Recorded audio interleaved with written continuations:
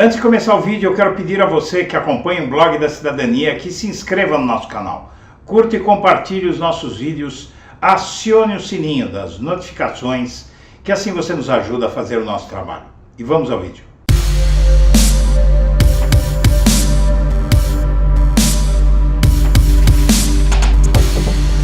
Boa noite, senhoras e senhores. Hoje é 16 de março de 2023, são 19 horas.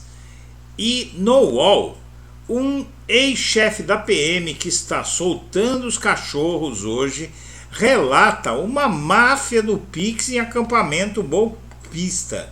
Esse é o Eduardo Naime Barreto, o militar que era chefe da PM quando ocorreu todo aquele caso do 8 de janeiro, e ele já soltou algumas hoje, como a crença dos golpistas numa força-tarefa de extraterrestres que viriam salvar o Brasil do comunismo e outras loucuras, mas agora ele relata algo muito mais concreto e mais grave, que é uma máfia estelionatária agindo naqueles acampamentos. O coronel Jorge Eduardo Naime Barreto, ex-chefe do Departamento Operacional da PM do Distrito Federal, deu depoimento na CPI dos atos antidemocráticos na Câmara Legislativa do Distrito Federal e, segundo ele, havia comércio ilegal no acampamento, com tendas sendo alugadas por até R$600 para ambulantes a usarem durante o dia. Era a máfia do Pix, um grupo de lideranças dentro do acampamento que constantemente pediam dinheiro para manter aquele movimento. Houve desentendimentos entre bolsonaristas no acampamento, com um grupo querendo descer para a esplanada, o outro querendo ficar em frente ao quartel. A discussão era sobre o uso do dinheiro do Pix, e o tal Naime alegou que o exército impediu tentativas de conter o ato golpista e que, em um episódio, foi inclusive retirado do setor militar. O coronel é acusado de omissão nos atos golpistas, esse que está soltando os cachorros hoje lá em Brasília. E o presidente do STM, o novo Supremo Militar, toma posse com presença de Lula e Alexandre de Moraes e fala em pacificar o Brasil. Francisco Joseli Parente Camelo assume o cargo no STM, ele que inclusive era piloto dos aviões, tanto do Lula quanto da Dilma, e coloca a Justiça Militar e as próprias Forças Armadas em um novo momento. Ele tem dado, ao lado do general Tomás Paiva, do Exército, declarações no sentido de que os militares têm que se retirar da política e cumprir a função constitucional deles, ainda que ninguém saiba exatamente qual é, porque o Brasil há mais de século que não entra em guerra alguma. Mas, enfim, enquanto isso, talvez guardar ou resguardar nossas fronteiras fosse uma boa ocupação para essa gente, não é? E o novo chefe da Lava Jato começa a revogar os abusos do Sérgio Moro, e um deles contra o advogado, que era inclusive advogado da Odebrecht, Rodrigo Tacla Duran, que fez várias denúncias contra Sérgio Moro, e uma delas, inclusive, é de que o Moro cobrou dele 5 milhões de reais para não incluí-lo na Lava Jato. Ele mandou o Moro pastar e se mandou para a Espanha porque ele tem dupla cidadania. E agora o novo juiz da 13ª Vara Federal Criminal de Curitiba revoga essa decisão, o juiz Fernando Apio. E o Alexandre de Moraes manda a Polícia Federal apurar suposta ligação do vereador do MBL, não é?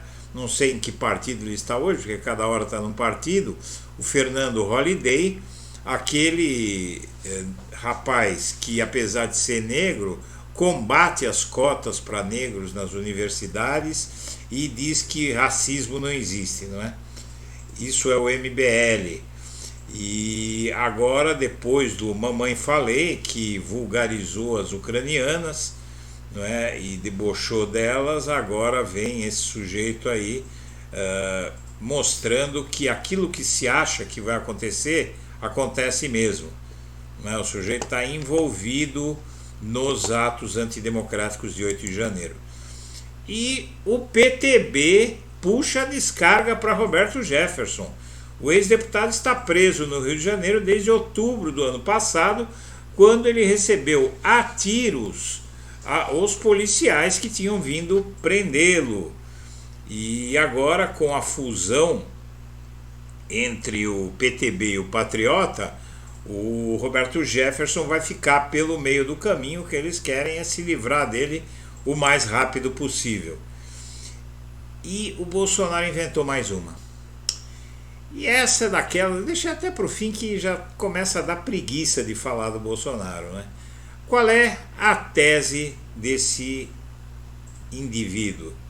A tese dele, numa palestra qualquer aí, foi que o PT entrou em todos os palácios de Brasília, Congresso, STF, Planalto, quebrou tudo, saiu e deixou tudo lá para culpar os bolsonaristas inocentes. Quando entraram lá, estava tudo quebrado e começaram a dizer um para o outro: mas que destruição, teremos sido nós que fizemos isso ou foi uma armação, né? É uma loucura, realmente. Esse sujeito deve estar perdendo a sanidade mental de inventar uma coisa dessa. E os novos capítulos da ação que pode tornar Bolsonaro inelegível, na verdade, a ação que vai tornar o Bolsonaro inelegível, muitos falam que é o conjunto da obra, mas tem uma parte desse conjunto, não é, um elemento desse conjunto, que é a convocação de dezenas de embaixadores de potências estrangeiras para difamar o sistema eleitoral brasileiro. O TSE considera que ele usou a diplomacia brasileira para fazer campanha política. E se isso não der inelegibilidade, então mais nada vai dar. E os advogados aconselharam a Michelle a fechar o bico sobre o caso das joias. Não fala, minha filha, não fala, que quanto mais fala, mais piora a situação. Tomara para ela, né, que ela siga o conselho dos advogados, mas para nós que continue falando, porque quanto mais eles falam, mais eles se enrolam. E os 10% do Bolsonaro no STF, o ministro Nunes Marques, arquiva um pedido contra ele por incitar a violência. O Nunes Marques arquivou um pedido de investigação contra o Bolsonaro por suposto incentivo à violência. O magistrado atendeu um pedido da Procuradoria-Geral da República, que continua passando pano para o Bolsonaro. E o pedido de investigação foi apresentado pela vereadora do Recife, Liana Similins, que afirmou que falas do ex-presidente durante o mandato eram inconstitucionais, antidemocráticas, além de atiçar o terror contra as instituições democráticas, e colocavam em risco a integridade e a liberdade de escolha dos eleitores. Por fim, o Tribunal Superior Eleitoral mira, segundo a análise do colunista da Folha de São Paulo, Bruno Bogossian, diz que o TSE não vai tirar a elegibilidade do Bolsonaro por uma questão só, e sim pelo conjunto da obra. E que obra? Uma obra gigantesca. A minuta golpista vai ser avaliada pelo tribunal como parte do pacote de abuso de poder. Então, quer dizer, será algo muito denso. É que nem precisa, não é? Tanta coisa que tem ali, uma mais grave do que a outra, mas de qualquer forma nem o Bolsonaro mais já questiona a sua provável, quase certeza, futura inelegibilidade.